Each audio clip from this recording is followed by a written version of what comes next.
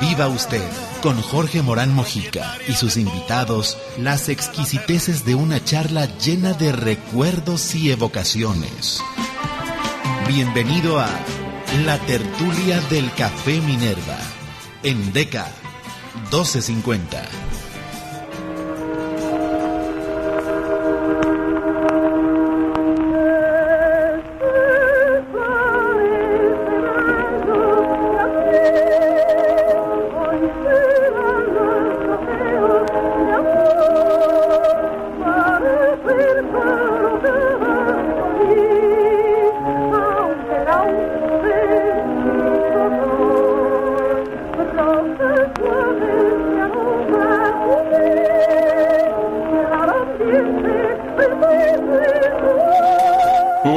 Yo soy Jorge Morán Mojica, están ustedes en la tertulia del Café Minerva. Estamos escuchando a Esperanza Iris, la gran tiple del principios del siglo pasado y parte del siglo XIX. Esperanza Iris, realmente su nombre era Esperanza Bonfil Ferrer, y nació en Villahermosa, Tabasco, en 1988 en la Ciudad de México. En la Ciudad de México falleció el 7 de noviembre de 1962. Es realmente todo un personaje, Esperanza Iris, y este programa se congratula en tener la presencia de don Rubén Ibarra Ávila, sobrino nieto de la diva, quien nos va a platicar historias muy interesantes para todos ustedes de lo que fue la vida y obra de Esperanza Iris. Saludo a mis compañeros, el licenciado Miguel Ángel Ortega Solís. Muy buenas noches, Jorge, y buenas noches a todos nuestros radioescuchas. Saludo a mi compañero, licenciado Álvaro González y González. Muy honrado en que nos acompañen en una emisión más de la tertulia del Café Minerva, y los invito a que no se despeguen. Van a ver y conocer una historia tan apasionada de una mujer que vibraba con el talento, que era, al final de cuentas, puso a México en el mundo, y la historia le ha sido ingrata con ella y la ha dejado en el olvido, pero justamente la intención de la tertulia es poder rescatar personajes tan valiosos para México y que la gente vuelva a recordarlos y sepa quiénes han puesto a México en los primeros planos en el mundo. Maestro, platíquenos de Esperanza Iris en una primera introducción. Bueno, quiero empezar por decirles que Esperanza Iris nació en 1884. No en el 88. No. Bueno, se encontraron varias actas de nacimiento, como las de todas las mujeres, ¿verdad? Que te quitan los años, pero realmente nació, la creencia del IFE, ¿no? Nació en 1884, era la época en que se estaba religiendo por primera vez Porfirio Díaz. Su vida transcurre apacible en Villahermosa, Tabasco, hasta los 8 años de edad.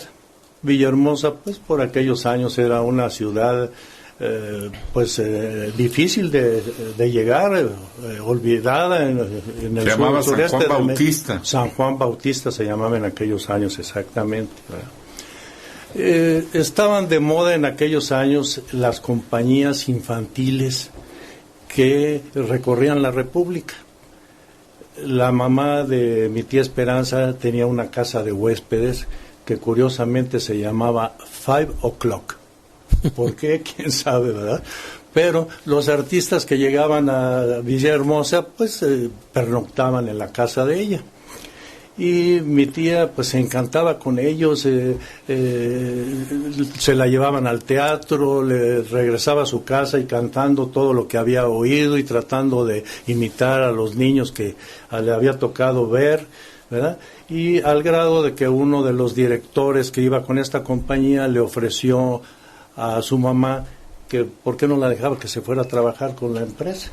Desde luego no aceptaron.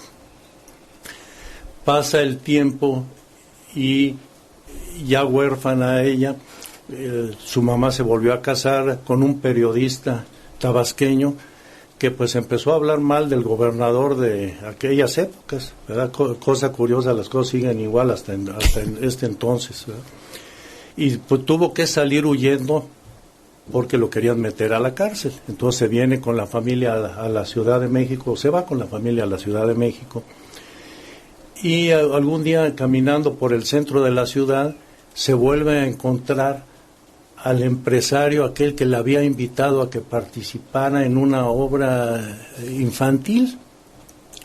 Van a la casa de la mamá y pues como la situación económica no era buena, le ofrecieron 2 pesos diarios por cantar, que era lo mismo que ganaba el papá donde trabajaba, en el almacén donde trabajaba, ganaba 2 pesos diarios y la niña iba a ganar 2 pesos diarios. Entonces, pues le dieron, la familia la pensó y dijo, bueno, pues vamos a darle la oportunidad, nada más que hay que cambiarle el nombre porque pues como esto no está bien visto, que los demás familiares no se enteren que es ella la que está cantando. En una reunión ahí familiar anduvieron buscando nombres y apellidos. Desde luego el nombre de Esperanza sí lo tenía ella, porque se llamaba María Rosalía de la Esperanza Bofil Ferrer. Y pues ella escogió que de todos esos nombres quería Esperanza y el apellido tendría que ser Iris. Y así se inicia en el medio artístico en la Ciudad de México. Con tan buena suerte que en la primera obra que presentan, que se llamaba La Cuarta Plana, que ella tenía que representar a un papelerito, pues sin cultura, de los que abundan vendiendo revistas y periódicos. El día que la pusieron a prueba, ella estuvo escuchando primero cómo hablaban los de la calle, y los niños de la calle, y pues se ganó a todo el público, ¿verdad? Fue un éxito su presentación. 11 años tenía. 11 años tenía en ese entonces, ¿sí? Y desde esa edad, pues todo fue ir en ascenso y ir triunfando. Fue vertiginoso, la gente detectó el talento y empezó a arroparla. Así en fue. Su gusto. Incluso en muy poco tiempo se pasa de la compañía del descubridor, donde le pagaban 2 pesos diarios, a otra compañía que le ofrecieron 3 pesos diarios, hasta que cae con un empresario llamado Austri, o apellidado Austri, que era el más famoso de las compañías infantiles, y le ofreció 9 pesos diarios, que para aquellos entonces era mucho dinero. Es que para que el público pueda contextualizar, un centenario son 50 pesos oro. Sí. Entonces estamos hablando de 9 pesos oro. Sí. Sí. Para poder entender qué significan 9 pesos diarios. Diarios, sí, así es. Por aquellos años llega a México un empresario cubano llamado Miguel Gutiérrez. Él la vuelve a contratar para su empresa y pues ahí se inicia una relación amorosa. Ella de 17 años y él 20 años mayor. Pues desde luego hubo Me mostraba usted, perdón maestro, antes de entrar aquí a la cabina, las fotos de los diversos maridos de Esperanza Iris. Tuvo 3 maridos. Y los 3 con mucha postura, pues, ¿verdad? Muy galanes, muy bien parecidos. ¿Verdad? Hasta eso, por los esposos, no se puede quejar en cuanto a galanura, lo sabía escoger bien, ¿verdad? Entonces, este primer esposo, pues 20 años mayor que ella, realmente es el que la impulsa en el arte, el que la hace famosa. Él como cubano, empresario cubano, pues la lleva a su tierra, con él hace el primer viaje al extranjero y triunfa en Cuba. De Cuba se la lleva a Costa Rica, a Panamá, a Venezuela, y todas esas giras son un éxito y un triunfo para ella. Con su primer esposo es con el que ella tiene sus 4 hijos. 2 mujeres y 2 hombres. Pasa el tiempo y después de 13 años de casados, ella ya mayor, pues con 27, 28 años de edad, se da cuenta que pues el esposo realmente es el que maneja todo el dinero, que ella no tiene nada es de ella, ni el dinero, ni las propiedades, ni la empresa, ni la compañía de operetas, ¿verdad? Inclusive ya había hecho ella un teatro en comunión con su esposo. En Cuba, y tenían el teatro Albizu, que era de, bueno, realmente entonces, era de nombre de ella, nada más. Tenía el patrimonio, era el marido, ella nomás tenía la fama. Así es, exactamente. Así es. Una pregunta, maestro. ¿Usted la conoció? Sí, ¿Todavía le tocó? No? Sí. ¿Tratarla? Sí, claro. ¿A qué edad tenía ella? Yo nací en el año de 1942. Ajá. Y mi tía murió en 1962. Ajá. Y la frecuentamos mucho en familia porque fue muy buena pariente. Uh-huh. Ella fue la pariente pues rica, ¿verdad? Uh-huh. Y nunca se olvidó de los parientes pobres, ¿verdad? Uh-huh. Su hermana, mi abuela, vivía en Ciudad del Carmen, Campeche, en una época que no era fácil llegar a ese lugar, ¿verdad? Había un barco que pasaba una vez al mes por Ciudad del Carmen, hacía un recorrido desde Tampico, Veracruz, Coatzacoalcos, Ciudad del Carmen, llegaba hasta Mérida, y era el único medio para salir de ese lugar. Uh-huh. La tía, como buena pariente, cada año mandaba por uno de sus hermanos, con uno o dos de sus hijos, les mandaba para el pasaje para que vinieran a la capital a pasear y a verla. Y toda la vida apoyó y ayudó a su familia. Por eso es que todos la quisimos y por eso es que yo no la puedo olvidar. Si ven en sus memorias, que ahí las traigo, a mí me menciona muchísimo, porque fue una mujer que todo escribió. Dejó memorias y recuerdos de toda su vida. Llevaba un diario de feliz, todos los días. Por un lado sí, por el lado artístico tuvo triunfos grandiosos. Por el lado económico, con todo y lo que le quitaron los maridos, llegó a tener y a dejar bastante dinero. Por el lado familiar le fue muy mal, por el lado de que pues con los esposos no fue feliz, después les podré detallar algo. Los 4 hijos se le mueren, una hija recién nacida, venía ella de Cuba en el barco hacia Veracruz, hay una tormenta terrible y pues con los golpes, caídas y todo eso pierde a la primera hija. La segunda hija fue en la primera época que ella se inició, que vivía aquí en Guadalajara. Ella estuvo cantando aquí y actuando del año de 1901 a 1905 o 6. Y aquí murió como de 5 o 6 años su segunda hija, que está enterrada en el Panteón de Mezquitán. Después, otros 2 hijos, que alguno debe haber nacido en 1913 y otro en 1916. Uno murió el día que los mandó a estudiar a Estados Unidos. El tercer hijo, bueno, los 2 hijos menores los mandó cuando tuvieron edad a estudiar la high school a Estados Unidos, ¿verdad? El día de la graduación de uno de ellos, que estaba en Massachusetts, ella fue al acto académico, que fue por la mañana, y no se pudo quedar a la fiesta porque tenía que cantar un día o 2 después en La Habana. Se embarcó dirigiéndose hacia La Habana. Todavía iba saliendo el barco cuando recibe un cablegrama diciéndole que su hijo, bailando un charleston en la fiesta de graduación, le dio un infarto y ahí murió. Qué terrible, ¿eh? Tragedia. El otro hijo que le quedaba alcanza a terminar su carrera de médico y se enferma de 26 años de tifoidea. Una enfermedad que ahora pues está, yo creo que hasta olvidada, pero en aquellos entonces era una enfermedad incurable. Duró 40 días con sus noches, ella en el lecho de su hijo, acompañándolo y pidiéndole a todos los santos que le devolvieran la salud, y pues no lo consiguió. Entonces le mueren los 4. Se le mueren los 4 hijos, sí. Mi madre, que como anécdota, mi madre, que en esos días estaba de invitada en su casa, dice que cuando, en el momento que falleció su hijo, ella, que era una mujer de mucha religiosidad, se levantó de la cama y se fue a su oratorio y gritando le habló a su otro hijo, al que había muerto 10 años antes, y le dijo: Carlos, ahí va tu hermano, recíbelo. Esto para que vean nada más el temple y el carácter que tenía esa mujer. Y ahí se quedó llorando y llorando, ¿verdad? ¿Qué decía usted de la cabeza de los jíbaros, maestro? Bueno, en una de sus primeras presentaciones o de sus primeras giras que llegó a Perú, al triunfar, alguno de sus admiradores le regaló una cabecita de jíbaro. Existen todas esas fotografías, las tengo y aquí las vio. Cabezas de jíbaro.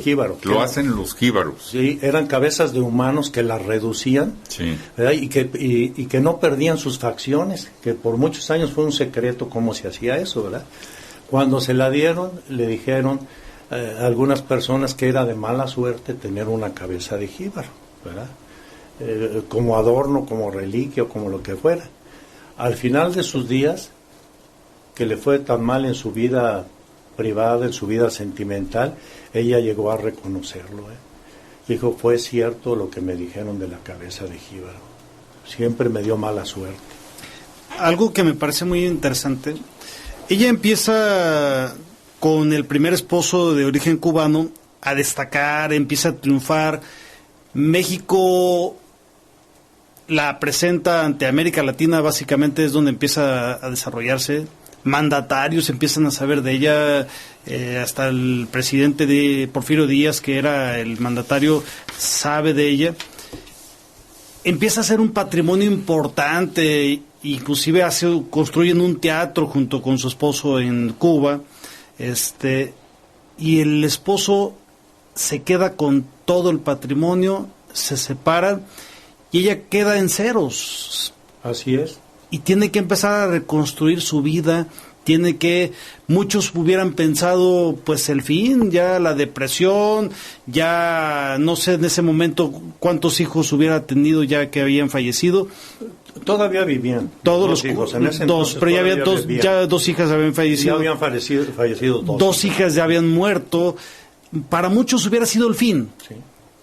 Y en cambio ella saca un carácter de que siempre la acompañó a lo largo de su vida, y como el ave fénix regresa y regresa con más bríos, y es donde empieza la parte más brillante de su carrera. Es lo que quiero que nos empiece a platicar, esa segunda etapa de su vida donde un esposo la deja sin nada de patrimonio. Ella solamente conserva su talento y su fama, y más que suficiente para ser una de las figuras más importantes del mundo en el canto. Sí, bueno. Quiero decirles que Esperanza Iris fue la artista más famosa de México los primeros 30 años del siglo pasado. A raíz de su divorcio, ella como al año se vuelve a casar con un barítono español llamado Juan Palmer. Parte de su éxito se lo debe también a él, ¿verdad? Porque llega con otras ideas nuevas, revolucionarias, ¿verdad? Como español, según entiendo. Español, valenciano. Trae otra idea de la cultura. Claro, y él llega diciéndole, mira, para que triunfemos necesitamos hacer otro tipo de empresa, otro tipo de compañía. Tiene que ser otro tipo de espectáculo. De espectáculo, tiene que ser un espectáculo de lujo, que llame la atención. Dice, yo me voy a ir a Europa a conseguir todas las obras, ¿verdad? A traer la escenografía, a traer el vestuario, ¿verdad? Como ver ahorita André Rieu. Así eran las presentaciones de mi tía en esas épocas. No existía la radio, no existía el cine, no existía la televisión. Entonces, para triunfar, donde ella se presentaba con ese lujo, la gente quedaba cautivada, fascinada, porque veían un espectáculo lujosísimo que presentaba puras historias bonitas de princesas, de reyes, de reinas,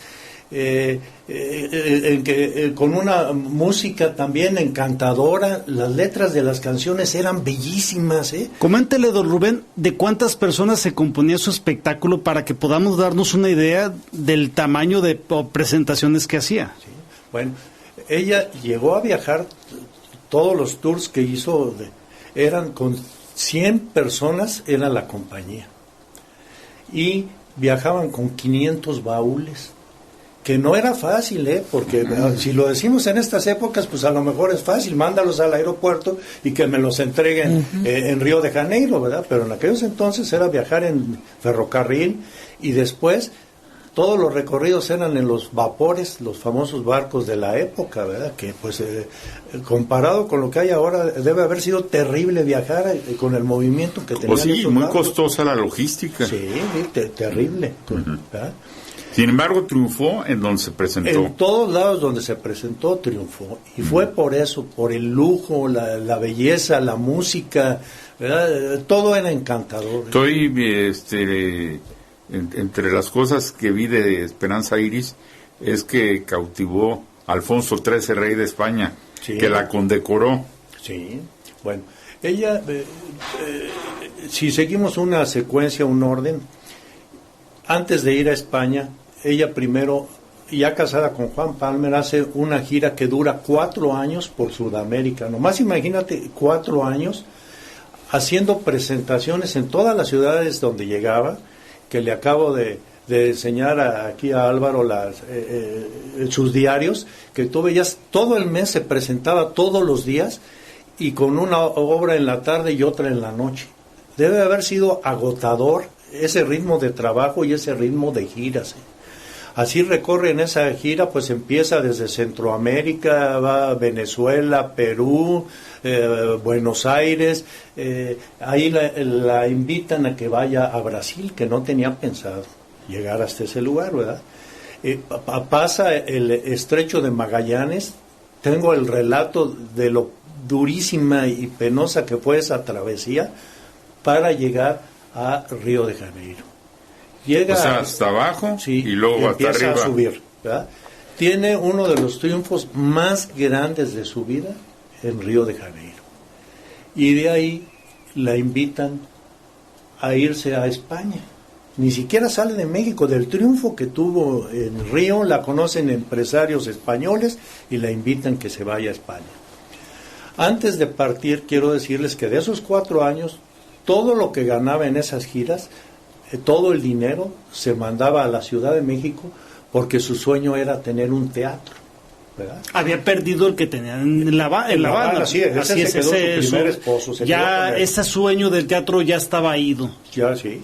Ella quería su teatro y llega a construir y terminar en 1918 su teatro, que durante muchos años, mientras no existió Bellas Artes, fue el mejor teatro de la capital. Era Ciudad presidente don Venustiano Álvarez, don Venustiano Carranza. Sí, él asistió el día de la inauguración. Están las fotografías y la tarjeta que él le regaló, una tarjeta de oro y plata con la foto y un pensamiento le manda ahí. Plena época revolucionaria. Así es, en plena época. En el triunfo que usted menciona que tuvo en Brasil, inclusive la nombran a ella como reina de la opereta.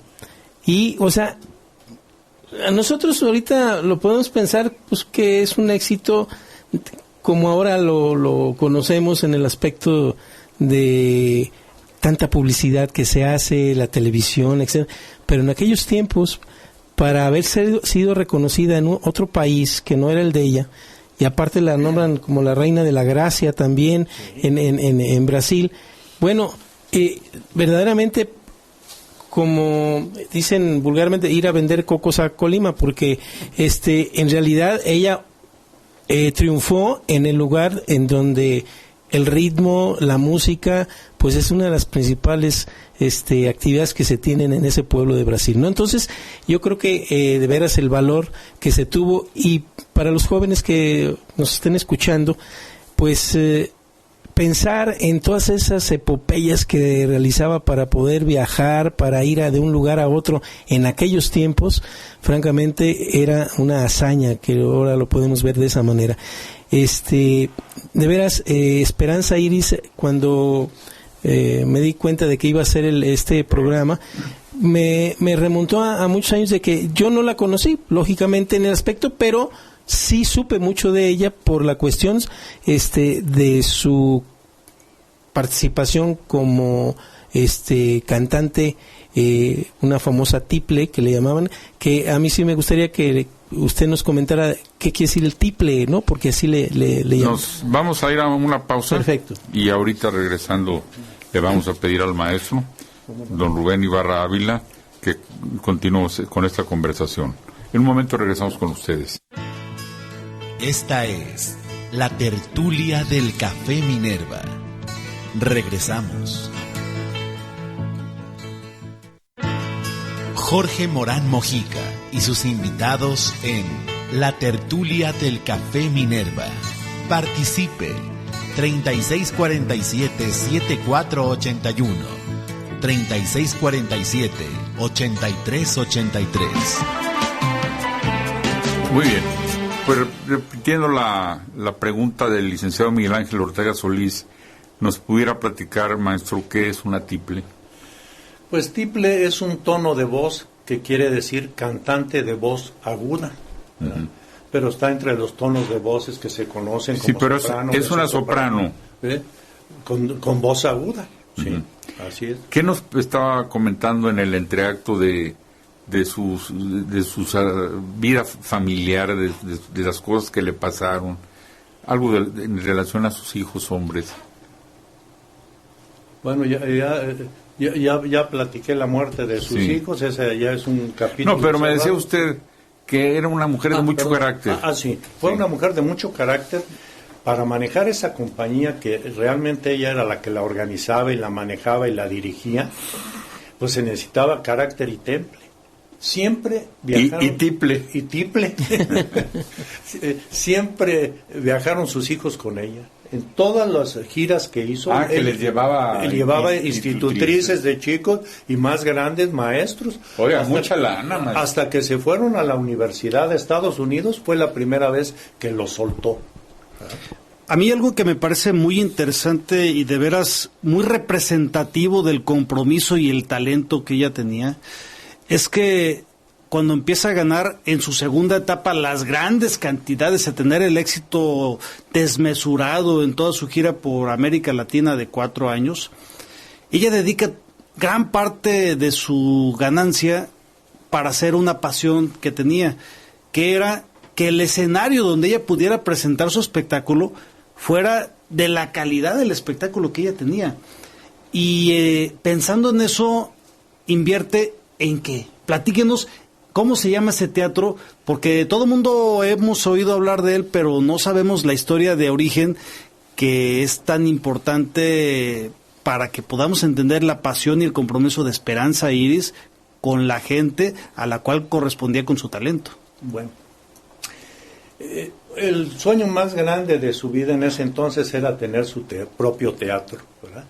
Y pues de lo que ganó en esa gira de 4 años logra construir el que fue el mejor teatro de la Ciudad de México, que ella lo nombró o lo bautizó como Gran Teatro Esperanza Iris. Era gran teatro, ¿no? Y pues fue un teatro donde se presentó lo mejor que llegó en aquellas épocas de artistas a México. Ahí cantó Caruso, bailó La Pavlova, y pues hay una lista de todos los artistas importantes de México pasaron por ese teatro, ¿verdad? Quiero decir nada más que al tiempo la UNESCO declara Patrimonio de la Humanidad al que hoy se conoce como Teatro de la Ciudad, y que hoy en honor se le reconoce también Teatro de la Ciudad de Esperanza Iris. Así es. Patrimonio de la Humanidad. Y aquí, para poder entender la magnitud de la obra de Esperanza Iris con respecto a su teatro, quiero que ustedes, amables radioescuchas, hagan una memoria.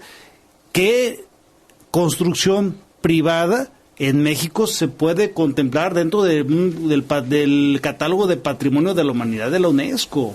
Ese fue el tamaño de compromiso de Esperanza Iris con su público para la calidad de obra que ella presentaba y el talento personal que ella tenía.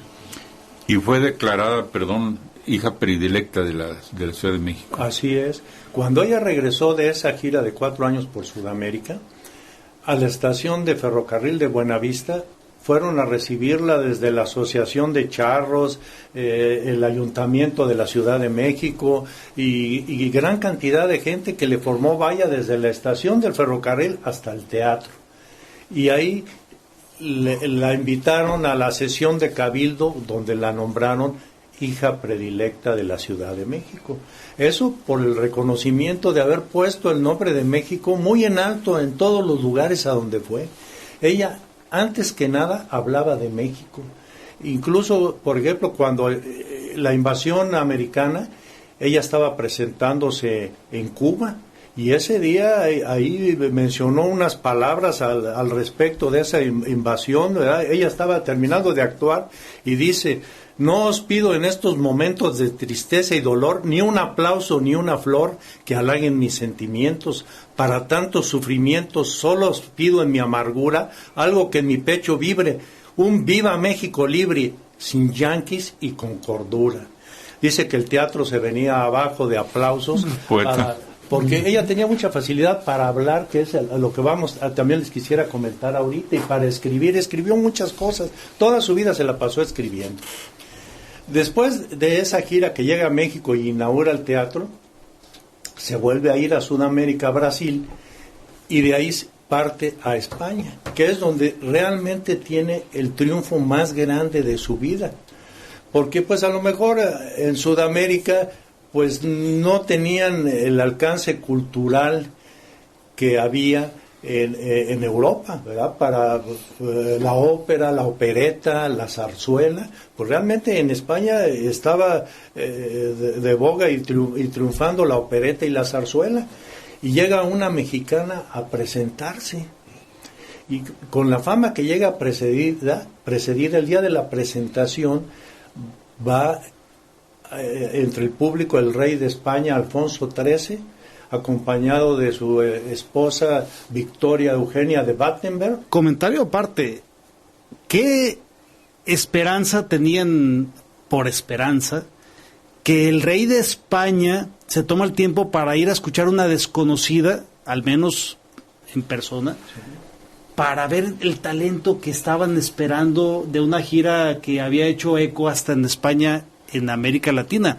Hablemos de la época en la que las comunicaciones eran tan pobres que solamente era lo que podía verse en los periódicos. Entonces, que pudiera cautivar y el interés del rey de España, que podía estar escuchando a las figuras más importantes del mundo, eso es el talento y la trascendencia de Esperanza. Alfonso XIII, bisabuelo del actual rey de España, sí, Felipe VI, sí. Portador de la enfermedad de la hemofilia. Sí. Bueno, la tenía la enfermedad, que es donde no coagula la sangre, ¿no? Sí. Y se presenta el rey al espectáculo, ¿y qué sucede? Antes de empezar la función, pues las gentes de la corte le dicen: queremos presentarle al rey, ¿verdad? Van a instruirla de cómo debe de presentarse y cómo debe de hablar ante el rey. Y ella en sus memorias le dice... Era muy voladito el rey, ¿eh? Sí, pues sí, como todos, todos los reyes, ¿eh? Como todos los reyes. Y le dice ella a los que le van a dar la instrucción: miren, ahórrense sus comentarios. Yo en mis operetas siempre he representado a reinas, princesas, y sé comportarme en ese medio. Claro. ¿Sí? La llevan al palco, el rey la recibe, le besa la mano, y empieza mi tía a platicar, y le empieza a platicar anécdotas y chascarrillos, al grado de que el rey estaba muerto de risa, ¿verdad? Y iba en esa presentación don Jacinto Benavente, que era premio Nobel de literatura, 1912, español, un talento. Talentoso. Sí. Y le dice a mi tía: oye, Esperanza, tú deberías de platicarle todas las noches al público algo. Y le dijo ella: pero si yo no sé hablar, don Jacinto. Y le dice él: si hablas como los mismos ángeles. Y esa noche después, al de despedirse del palco, de salir del palco del rey, que por cierto ya de salida la reina madre le dijo: qué bonito prendedor el que trae, mi tía se lo quitó y se lo dio a la reina madre, y la reina madre le dio su abanico, ¿verdad? Hubo un intercambio de presentes ahí, ¿verdad? Se va, hacen la presentación de la famosa Viuda Alegre, que fue la obra con la que triunfó y que dio a conocer en todo el mundo, que representó más de 3,000 veces comprobadas, ¿eh? Que no es fácil decirlo eso. Y que fue su última obra. Sí. En su vida. Sí. Y después de que termina de cantarla, ella empieza a platicarle al público, que hasta ella misma en sus memorias relata, dice, que han de haber dicho los españoles, pues ¿qué se cree esta mexicanita que empieza a platicar anécdotas? Y al rato todo el teatro se venía abajo de la risa, ¿eh? Y desde entonces se hicieron famosas sus charlas. Ella, después de cada presentación, al final daba una charla que se congraciaba con todo el público estaba feliz oyendo sus comentarios. Bueno, y hay algo bien importante que quiero acotar. Después de una presentación viene la evaluación más severa que puede tener todo artista, que es la de los medios. La prensa, que o te puede poner en un pedestal o te puede poner en el lugar más bajo. Pues esa prensa, yo creo que pocas veces se ha volcado de la forma en que lo hizo para hablar de la presentación que Esperanza Iris había tenido la noche anterior. Fíjate, tengo aquí algunos comentarios de recortes de periódicos españoles. Dice, Javier Montero, periodista español, escribió: Hernán Cortés conquistó México para España. Esperanza Iris conquistó a los españoles para el arte mexicano. Fue la reconquista. Antonio Heredero, redactor del Sol de Madrid, dice: si Esperanza Iris hubiera quemado las naves al venir a la conquista de España, ¿dónde iba a meter las flores y la gloria que de aquí se lleva? ¿Cómo se escribía? El periodista Barriolero escribió: oh mexicanos, dichosos vosotros que podéis decir Esperanza es nuestra. ¿Eh? Y un último comentario que me parece bueno, dice otro escritor, dice: es una artista tan completa, tan personal y tan encantadora, tan original, tiene ese don tan misterioso, es de aquellas mujeres que, sin ser absoluta e impecablemente bellas, poseen el hechicero encanto de estar iluminadas por dentro. Muy bien. Como estos sobrarían, nos podríamos pasar aquí todo el programa leyendo lo que se escribió de ella y los versos que le compusieron. Muy maravillosos. Bien. Y el cuadro que le pintó Joaquín Sorolla, le hizo una de las mejores pinturas. Dicen que de lo que él pintó fue su diva estrella. Joaquín Sorolla, el gran pintor español, nomás pintó a dos mexicanos, a Porfirio Díaz y a Esperanza. Muy bien. Vamos a ir a nuestra última pausa para ir a nuestro último bloque. Esta es la tertulia del Café Minerva. Regresamos.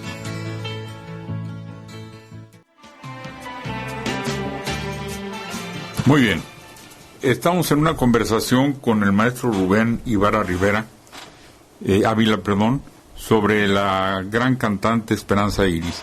¿Qué te gustaría preguntarle al maestro? Maestro, a mí, viendo todo el triunfo que tuvo Esperanza Iris en Sudamérica, en Europa, principalmente en España, en el ámbito de la zarzuela y como cantante tiple, que ya vimos de qué se trataba, me gustaría preguntarle, en México tuvo temporadas, hizo giras dentro de la República Mexicana.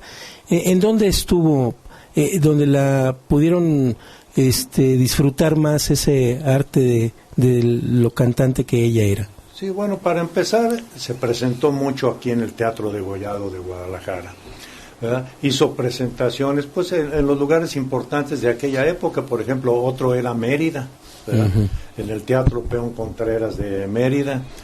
Sé que se presentó en Monterrey y en algún lugar acá, debe haber sido en Mazatlán, en el Teatro Ángela Peralta, que está ahí, ¿verdad? Uh-huh. Eso es lo que tenemos documentado. Pero en la Ciudad de México se presentó muchísimo, ¿eh? Ahí presentó todas las obras. El Teatro de Mérida, el Teatro Peón, sí. Es un gran recinto. Y la sociedad de aquel tiempo de Mérida era una sociedad muy culta. Muy exigente. Sí, recuerdo la historia de los meridianos, ¿no? Hasta separatistas, ¿no? Así es. Sí. Y sigue siendo una sociedad culta, ¿eh? En Mérida hay mucha gente muy... Y además, bueno, la tierra de los trovadores y bueno, es muy, muy subyugante eso. A mí, yo quisiera cerrar esta charla platicando de esos últimos años de vida de Esperanza Iris y cómo la historia va enterrando toda ese gran relumbrón, esa gran trayectoria, y cómo eventualmente no se hace justicia con esos personajes que ponen a México en el mundo, de los cuales debiéramos sentirnos tan orgullosos, y que de repente inclusive los libros de historia ya no la nombran. Y como ella hay muchos otros personajes que creo que tarde o temprano debemos hacer justicia, y es la intención de la tertulia del Café Minerva, poder recordar, difundir todos esos talentos para que las nuevas generaciones se enteren que a México lo han puesto en el mapa muchas personas y muchos compañeros y muchos hermanos que con su talento han puesto a sus pies a reyes y a presidentes de todo el mundo. Bueno, creo que parte del olvido se debe a que después de los años 30 empieza a decaer el género de la opereta y la zarzuela, ¿verdad? Casi se muere en México, aunque después en los últimos años ha tenido un auge grandísimo, ¿verdad? Tenemos grandes artistas que la están difundiendo nuevamente, pero en principio creo que a eso se debió, ¿verdad? Y llega el cine, que es el gran triunfador, y este tipo de teatro se va olvidando en esa determinada época. Ella se va haciendo grande, se va con sus problemas familiares, se va retirando de la vida artística y se enclaustra en su teatro, a vivir ahí, en un departamento que tenía junto a su museo, ¿verdad? Que pues acompañada solo de los familiares que la visitábamos. Yo la verdad en esos entonces ni interés tenía, pues era muy joven, era niño, iba a fuerza porque mi mamá me llevaba de la mano, ¿verdad? A mí me tocó irla a cantar pues ya muy de salida en presentaciones personales, pero no en su gran época, ya estaba retirada cuando yo nací, ¿verdad? Pero pues más que nada eso fue lo que pasó, y después pues los problemas personales que tuvo en su vida con su último esposo, ¿verdad? Y vino el olvido. Le tocaron 2 guerras mundiales. Sí, así es. Oiga, maestro, y si usted la compara históricamente con Ángela Peralta. Bueno, Ángela Peralta pues fue una gran cantante, ¿verdad? También triunfó en Europa, pero de otra forma, de otro modo. A Ángela Peralta la llevaban sola a cantar a un teatro y era la solista, ¿verdad? La que cantaba la ópera, ¿verdad?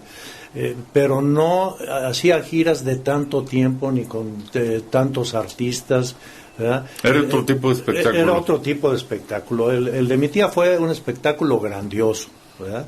El otro fue, pues a lo mejor más exclusivo, pero más pequeño, más centralizado, ¿verdad? Maestro, de lo que platicamos aquí, díganos algo del tema que no le hayamos preguntado. Pues ha sido muy completa la sesión de preguntas, ¿verdad? Ahora, la vida de ella, pues hay mucho que platicar y mucho que ver, que a lo mejor no lo recuerdo en este momento, habría que irlo sacando poco a poco, ¿verdad? Pero sí creo que dejó mucho, se están escribiendo, como que está volviendo a estar de moda. Yo estuve, en los 2 últimos años se presentó una obra de teatro en México que se llamó un monólogo, Donceles 36, que era la historia de la construcción del teatro. Se acaba de presentar otra otra obra de teatro en México hace 2 meses que se llamó La Tiple Alegre, que la produjo Jorge del Río, ¿verdad? Están saliendo 2 libros sobre su vida, un libro ya está escrito, aquí traigo la copia, el otro lo está escribiendo una novela la periodista Silvia Cherem, ¿verdad? Entonces como que se va a volver a poner de moda la vida y la fama que ella tuvo. ¿Qué mensaje les daría a los jóvenes que nos están escuchando? ¿Cuál es el legado? Pues el legado sería ver el tesón, el empeño, el carácter, el empuje que tuvo toda su vida, ¿verdad? Porque no se puede llegar a tanto si no se tiene carácter, ¿verdad? Muy bien. Pues maestro, nos ha habido el tiempo, maestro Rubén Ibarra Ávila. Gracias por lo de maestro. Le agradezco mucho. Es usted un gran conversador y ojalá pronto lo tendremos aquí en la tertulia del Café Minerva para estas charlas tan amenas. Muchas gracias a ustedes por la atención. Mi querido Miguel Ángel, muy buenas noches. Buenas noches. Nos vemos el próximo viernes, mi querido Álvaro. Solo me resta agradecerles y espero y de veras les haya sido de mucho agrado y tan interesante como para nosotros ha sido convivir con don Rubén.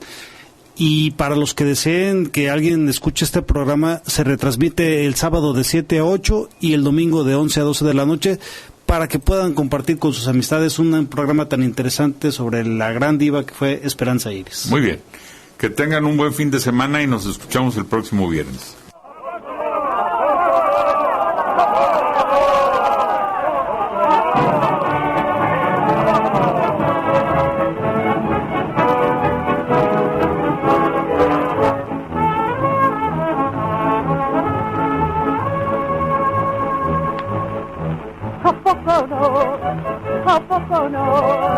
¿A poco tú vas a hacer que me va a decir que no faltaba más? ¡Oh, qué caray! Los presumidos son los que me respetan, pero ¿a poco no? ¿A poco no?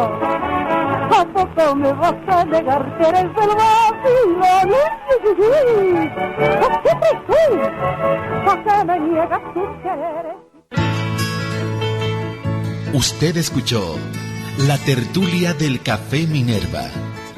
Jorge Morán Mojica y sus invitados, en una deliciosa charla llena de recuerdos y evocaciones, le acompañan todos los viernes a las 9 de la noche y en repetición en Deca 1250. Compañera total del alma mía, propietaria de toda la ternura.